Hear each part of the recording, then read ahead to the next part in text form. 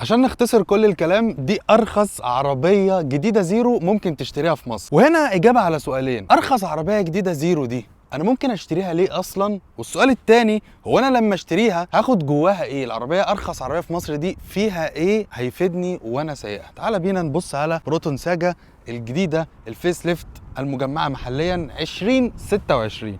دي الموديل الجديد، موديل السنه الجديده، مش لسه حاجه قديمه. شركه بروتون شركه ماليزيه طلعت سنه 1983، طلعت من رئيس الوزراء، رئيس وزراء ماليزيا. الراجل ده هو اللي اسس الشركه دي وقال لك احنا هنعمل شركه عندنا في ماليزيا علشان تنافس الشركات المستورده، بدل ما نقعد نستورد ونقعد نجيب عربيات من بره، احنا نعمل شركه لينا واحنا اللي هناسسها. بعدها بسنتين على طول ساجا طلعت. 1985 كانت بروتون ساجا موجوده في السوق العالمي. العربيه دي بقى لها 41 سنه، مش لسه عربيه جديده ولا حاجه، دي عربيه بقى لها 41 سنه بتمشي في الشارع. في 2022 عز العرب جابها لنا مستورده بالكامل، جت مع عز العرب. وفي 2025 بدأت العربية تتقفل وتتجمع في مصنع عز السويدي، وده مصنع عملاق. أنا دخلت المصنع ده يا جماعة، المصنع معمول على مساحة 70,000 متر مربع، بيقدر يطلع طاقة إنتاجية 50,000 عربية في السنة.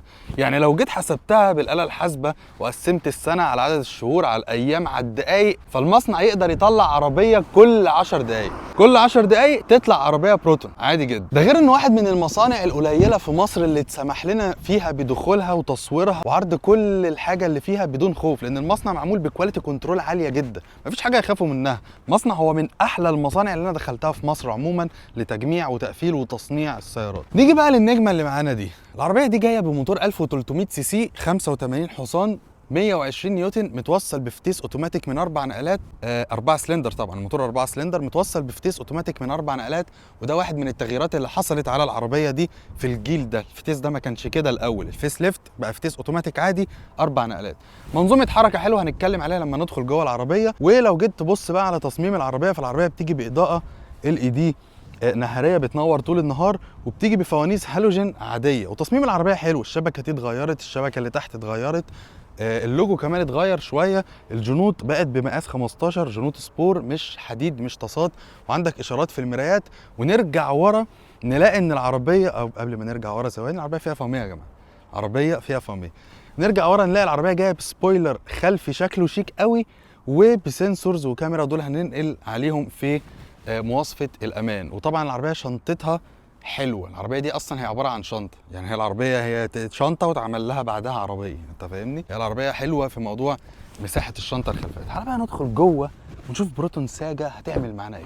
يلا بينا يا معلم، اتفضل يا ريس، اتفضل والله، اتفضل معانا، اتفضل. طبعا اهم حاجه عايز اكلمك عنها في العربيه دي من جوه هي زرار اللايك والشير والكلام ده كله، لازم تعمله قبل ما نبدا ان احنا نتكلم. كده العربيه دي من جوه هي مش عربيه جديده، يعني هي مش هي العربيه الجديده اللي انا جاي اكلمك عنها. العربيه في السوق بقالها سنين وماشيه، وانت ماشي في الشارع هتشوفها كتير. احنا جايين نتكلم على تجربه المحل ايه، تجربه العربيه التقفيل المحل ايه. وزي ما قلت لكم، كتقفيل وكجوده انتاج مفيش خطا واحد تقدر تمسكه على العربيه دي. العربيه جايه معانا بشاشه وسطيه، الشاشه دي بنقدر نشوف منها الكاميرا الخلفيه، والكاميرا جودتها لذيذه بالنهار، لكن بالليل لو الدنيا ضلمه، لو الدنيا ضلمه كحل يعني في شارع انت ضلمه خالص، بيبقى في شويه نويز كده طبيعي، يعني طبيعي عربيه اقتصاديه. ولكن هي جوده الكاميرا بالنهار وفي الاضاءه العاديه حلوه جدا. ومن مميزات العربيه دي هي التكييف. التكييف بتاع العربيه دي فوق فوق فوق فوق الممتاز. والعربيه جايه باضاءات فل LED، واحلى اضاءات فل LED داخليه، الصالون كله LED. واحلى حاجه في العربيه هي مساحاتها الداخليه.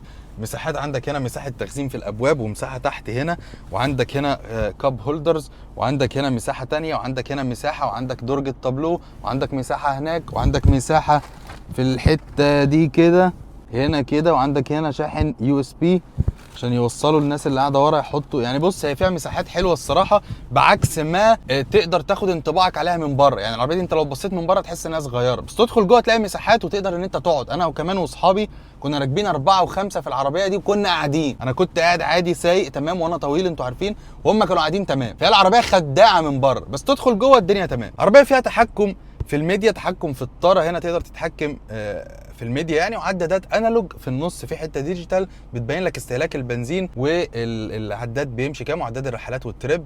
وطبعا مش قادر اكلمك عن استهلاك البنزين. العربيه دي وصلت معايا ل 5.7 لتر لكل 100 كيلو. دي عربيه بتلين لسه، انا خدتها زيرو من الشركه وبجربها، قعدت معايا اسبوع وصلت ل 5.7 لتر لكل 100 كيلو. استهلاك عبقري. البنزين زاد، البنزين قل، انت مالكش دعوه، انت اصلا عربيتك بتشم البنزين. وعلى سيره البنزين فهنا هكلمك عن الاداء. العربيه دي ادائها حلو، تناغم الموتور مع الفتيس حلو. الموتور كمان 4 سلندر مش 3، فدي حاجه مطمئنه. الفتيس كمان لذيذ جدا بعد ما اتغير ب4 نقلات، بقى حلو قوي. العربيه فاهمه انت عايز تعمل ايه. العربيه من نقاط القوه اللي فيها هي الثبات، ثباتها رائع، احلى ثبات ممكن تاخده في الفئه دي. اصلا مستحيل تاخد عربيه ثباتها في الفئه دي عامل زي البروتون ساجا. وقلنا ثبات، قلنا تكييف، قلنا اداء. هنا بقى نيجي لنقطه العزل الصوتي. العزل الصوتي على السرعات العاليه كعربيه اقتصاديه الطبيعي ان هو مش هيبقى حلو، ولكن دي مش قصتي.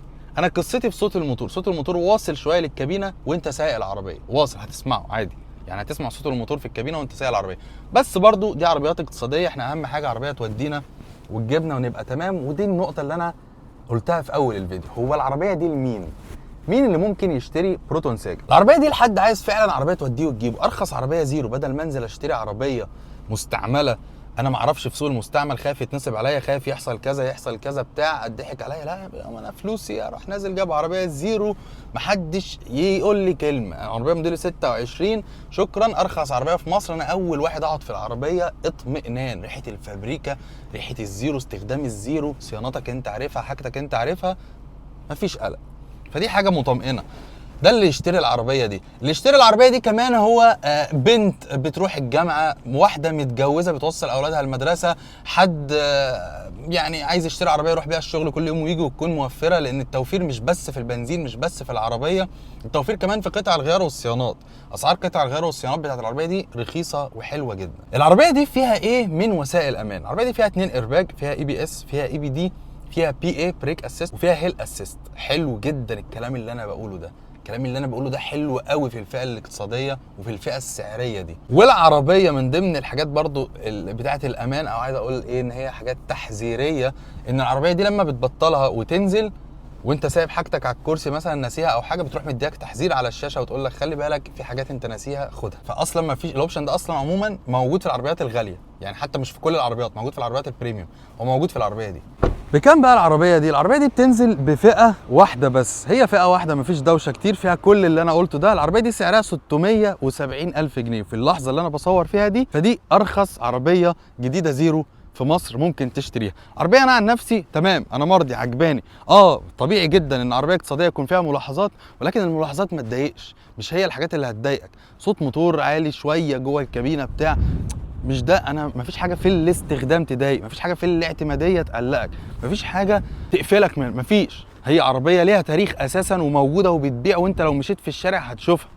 بس احنا بنجرب نسخه التقفيل المحلي. قولوا لي محتاجين عربيه ايه تاني نجربها الاسبوع الجاي ونعمل لكم عنها فيديو. وما تنسوش تتابعوني على كل المنصات على السوشيال ميديا، انستجرام، تيك توك، فيسبوك. وكان معاكم محمد الباشا، سلام.